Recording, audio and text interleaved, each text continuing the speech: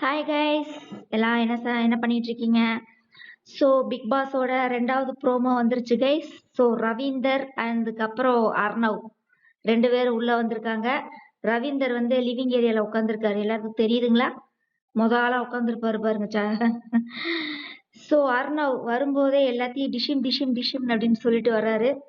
அப்புறம் ஜெஃப்ரி எங்க போயிட்டானா அப்படின்னு கேட்குறாரு. ஜெஃப்ரியை வச்சு ஏதோ நடந்திருக்க மாட்டிருக்குது.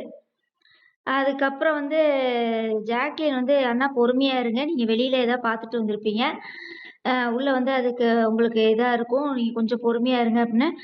தீபக் உடனே இந்த இடத்துல பேசிக்கிறதுக்குன்னு ஒரு மேனஸ் இருக்கு, அந்த மேனஸும் கிடையாதுடா. என்னது சிச்சாடி என்னது என்னமோ சொல்றாரு. சிச்சாடி லகோ லகாவா என்னமோ பேசிட்டு இருக்காரு அர்ணவ். ஸோ மொத்த வீடு அர்ணவுக்கு அகைன்ஸ்டா திரும்பிக்கிட்டு சண்டை போட்டுட்டு இருக்கிறாங்க. அர்ணவ், இதே வாய்ஸை நீங்க ஃபர்ஸ்டே ரைஸ் அவுட் பண்ணியிருந்தீங்கன்னா நீங்க இன்னும் இப்ப வரைக்கும் உள்ள இருந்திருக்கலாம். இப்ப கடைசி நேரத்துல வந்து சிச்சிச்சி சோச்சே சச்சோ பச்சக்கச்சன்னு என்னென்னமோ பேசிட்டு இருக்கிறீங்க, வாய்க்கு வந்ததெல்லாம். என்ன என்ன அர்ணவ், உங்ககிட்ட நாங்க நிறைய எதிர்பார்த்தோமே, கம்மியா இருக்குதே. எல்லாத்தையும் வச்சு ரோஸ்ட் பண்ணுங்க. உங்களை எல்லாம் சேர்ந்து தானே வெளியே அனுப்புனாங்க, அதை வச்சு ரோஸ்ட் பண்ணுங்க. சும்மா என்னென்னமோ பேசிட்டு இருக்கிறீங்க.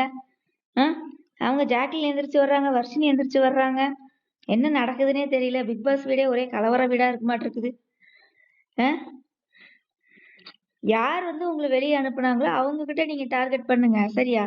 எல்லாத்துக்கிட்டையும் மோதணும்னு அவசியம் இல்லையே. அருண் தானே உங்ககிட்ட சண்டைக்கு வந்தாரு, அருணை வச்சு செய்யுங்க. இல்ல விசால் தானே உங்ககிட்ட சண்டைக்கு வந்தாரு, விசால வச்சு செய்யுங்க. எதுவுமே இல்லாம சும்மா வாய்க்கு வந்ததை பேசிட்டு இருக்கிறீங்க அருணவ். சும்மா நீங்க வந்தோடனே எதையாவது ஒரு சண்டையை மூட்டி விடணும்னு வந்திருக்கீங்களா?